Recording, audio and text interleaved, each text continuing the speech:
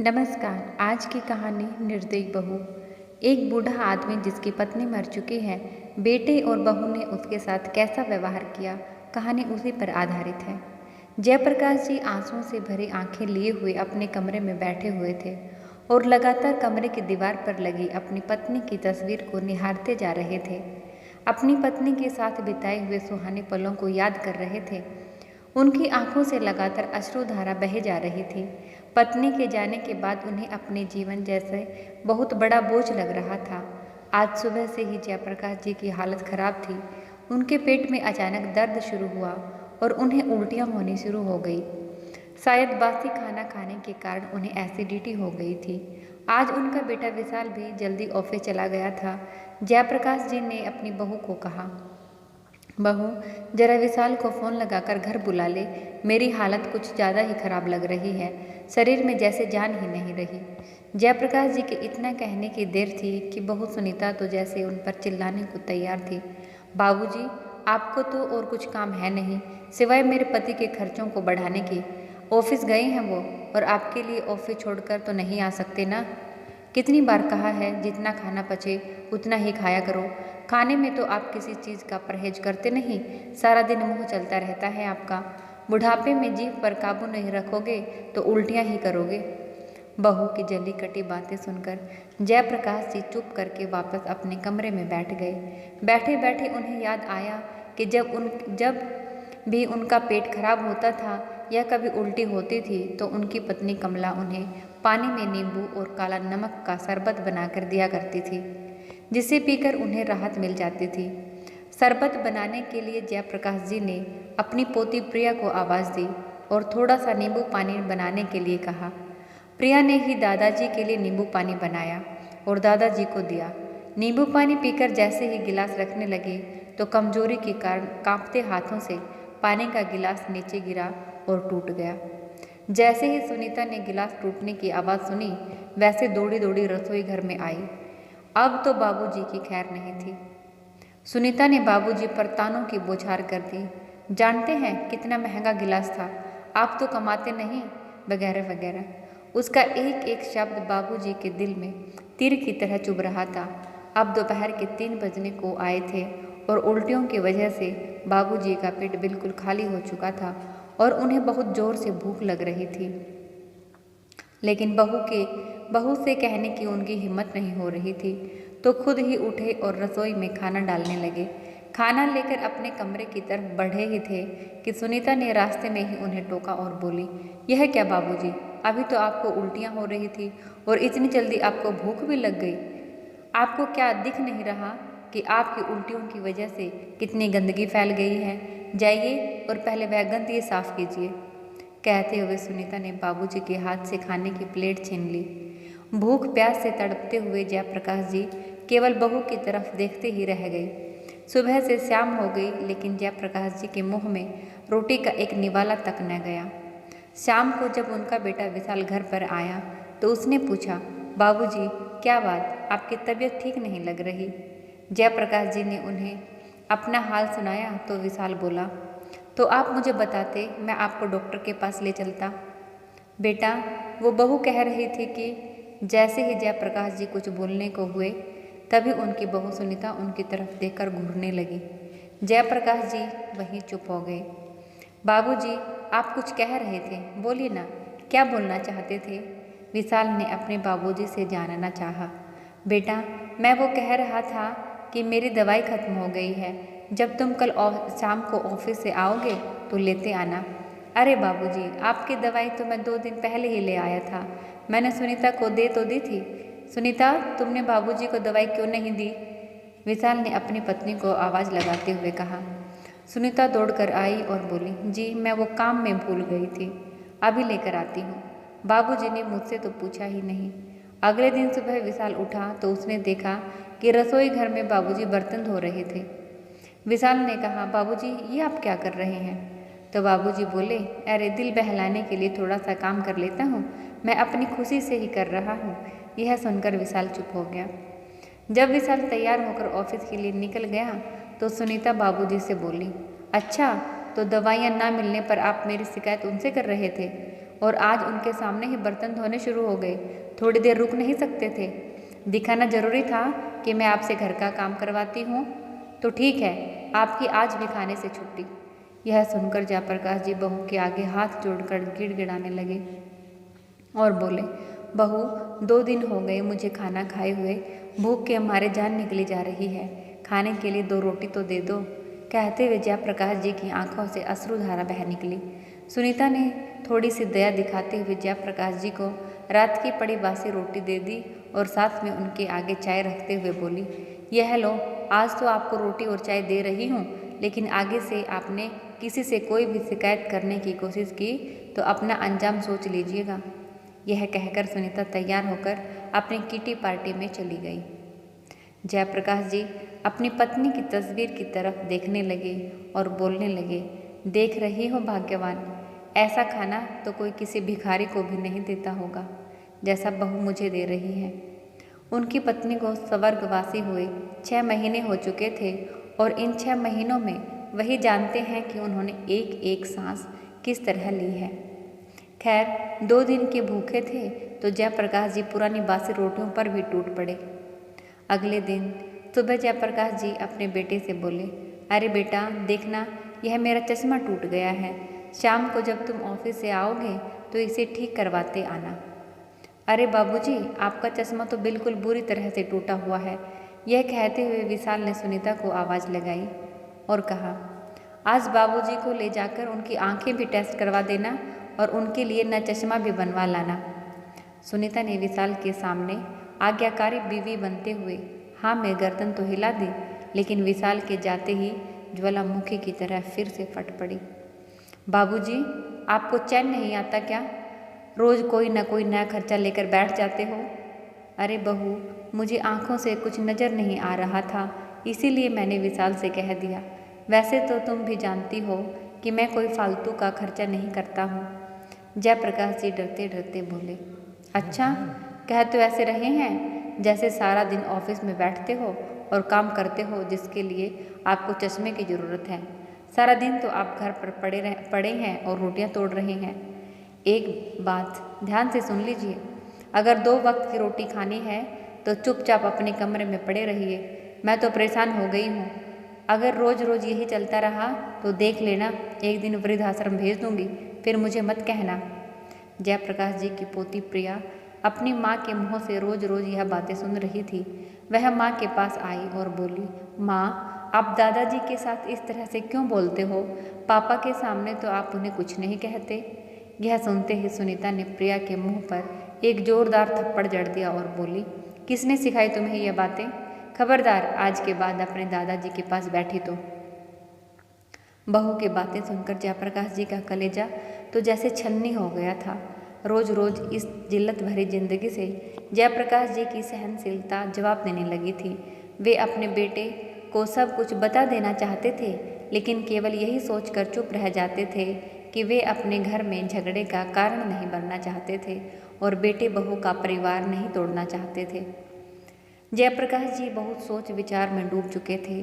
क्या करूं, किससे कहूं? इन सब बातों का जवाब वह नहीं ढूंढ पा रहे थे। वे जानते थे कि अगर उन्होंने बेटे को सारी बात बताई तो वह बहू को नहीं छोड़ेगा।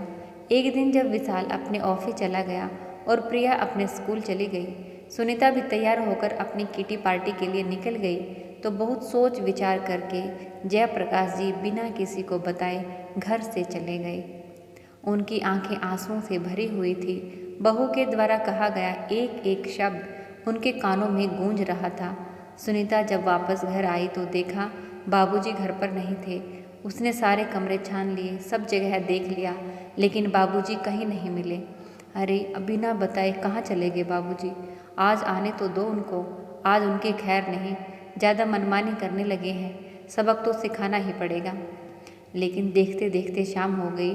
प्रिया भी घर वापस आ गई और विशाल के आने का भी समय हो रहा था, लेकिन जयप्रकाश जी का कोई अता पता नहीं था। और उधर सुनीता डर के मारे कांपने लगी थी, क्योंकि विशाल तो आते ही बाबूजी से मिलने उनके कमरे में जाते थे। विशाल के सवालों का क्या जवाब दूंगी? कहाँ चले गए? क्यों चले गए? क्या बात हुई थी? यह सब पूछेंगे तो क्या बताऊंगी? यह सब सोच सोच कर सुनीता के पसीने छूटते जा रहे थे। आखिर बाबूजी की जिम्मेदारी तो विशाल ने उसे ही दी थी। विशाल सुनीता पर पूरा विश्वास करता था और सुनीता भी विशाल के सामने बाबूजी का ख्याल रखने का ढोंग करती थी। लेकिन उसे सुनीता की असलियत का पता नहीं था, पर आज पोल खुलने वाली थी। कुछ देर बाद जब विशाल ऑफिस से आया तो वह बाबूजी के कमरे में गया और बाबूजी के ना मिलने पर सुनीता से उनके बारे में पूछा। सुनीता कांपते हुए बोली, वो आज बाबूजी पता नहीं सुबह से ही कहाँ चले गए। क्या मतलब है तुम्हारा? क्या तुम घर पर नहीं थी? नहीं, मैं वो किटी पार्टी में गई थी। विशाल गुस्से में लाल हो गया। तुम और तुम्हारी किटी पार्टी, अगर मेरे बाबूजी को कुछ हो गया तो मैं तुम्हें छोड़ूंगा नहीं। तुमसे तो मैं बाद में निपट लूँगा, कहते हुए विशाल बाबूजी को ढूंढने के लिए बाहर निकल पड़ा। विशाल ने बाबूजी को आस पड़ोस में खोजा। जैसे ही पड़ोसियों को पता चला कि बाबूजी अपना घर छोड़कर निकल गए हैं तो उन्होंने चुप रहना उचित नहीं समझा। उन्होंने सुनीता की सारी पोल खोल दी कि कैसे सुनीता बाबूजी से काम करवाती थी और बर्तन साफ करवाती थी। बदले में उन्हें खाने के लिए 2 वक्त की रोटी भी उससे न दी जाती थी। यह सुनकर विशाल पर जैसे कोई पहाड़ टूट पड़ा। उसे वो पल याद आने लगे जब बाबूजी उसे कुछ कहना चाहते थे पर कहते कहते बीच में रुक जाते थे। शायद सुनीता के डर के कारण ही बाबूजी कुछ बोल नहीं पाते थे। कितना अनजान और कितना लापरवाह था मैं, जो मैंने सुनीता पर आंख बंद करके विश्वास किया और अपने बाबूजी की भावनाओं को समझ न सका, कहते हुए विशाल बाबूजी की खोज में दौड़ने लगा। अचानक उसे ख्याल आया कि बाबूजी अपने गांव जाने के लिए निकले होंगे और हो ना हो वह रेलवे स्टेशन पर ही मिलेंगे। विशाल दौड़ते दौड़ते रेलवे स्टेशन तक पहुंचा, लेकिन वहां जाकर भी उसे बाबूजी कहीं नहीं दिखे। वह थक हार कर प्लेटफॉर्म पर ही बैठ गया और सामने ही देखा कि बाबूजी भी प्लेटफॉर्म पर ही बैठे हुए हैं और लगातार आंसू बहा रहे हैं। उन्हें रोता देखकर विशाल को अपने दिल पर 100 छुरियां चलने बराबर दर्द महसूस हुआ।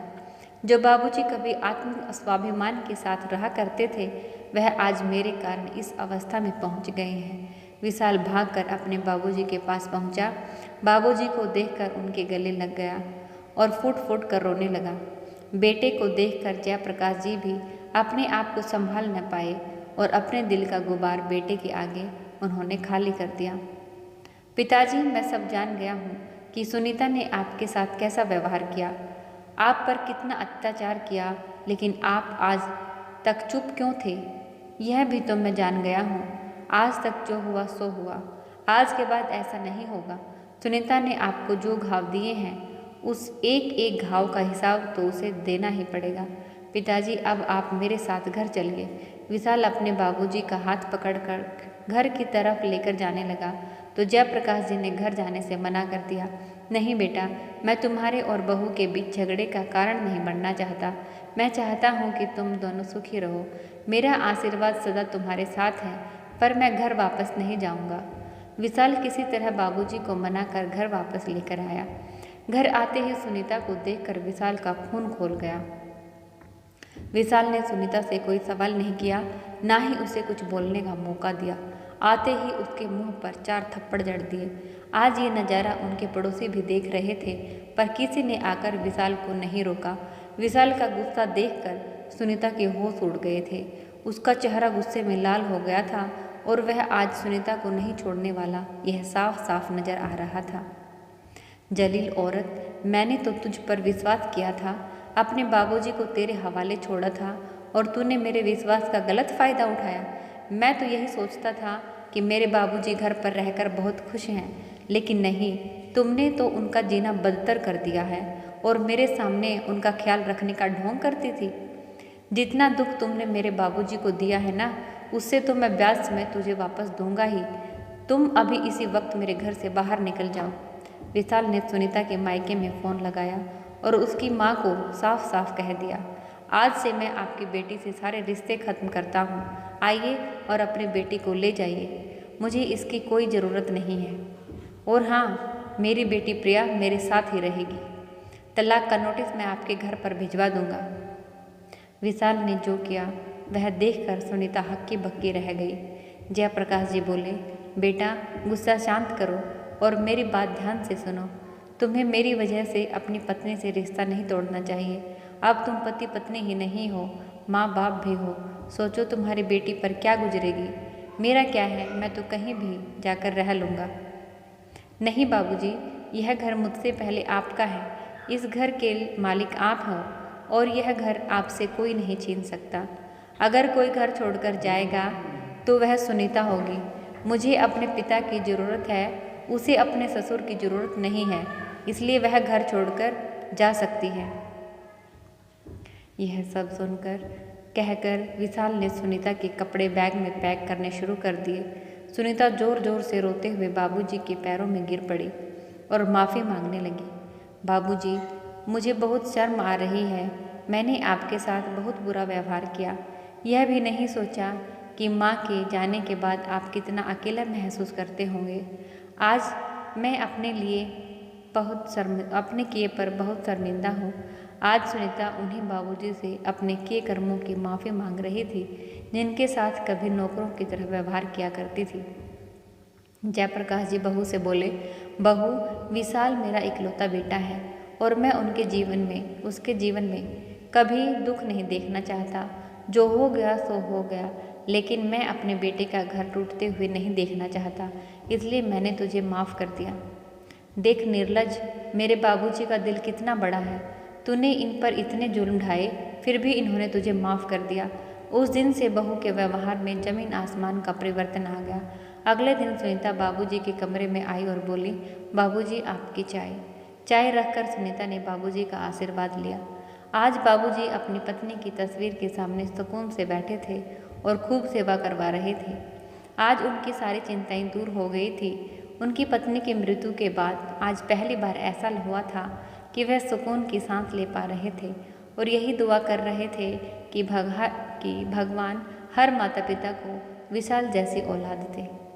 दोस्तों, जो माँ बाप बचपन में हमारी सारी इच्छाएं पूरी करते हैं, क्या बुढ़ापे में हम उनकी ज़रूरतों को भी पूरा नहीं कर सकते? सोचिएगा ज़रूर और हम आपसे विदा लेते हैं। धन्यवाद।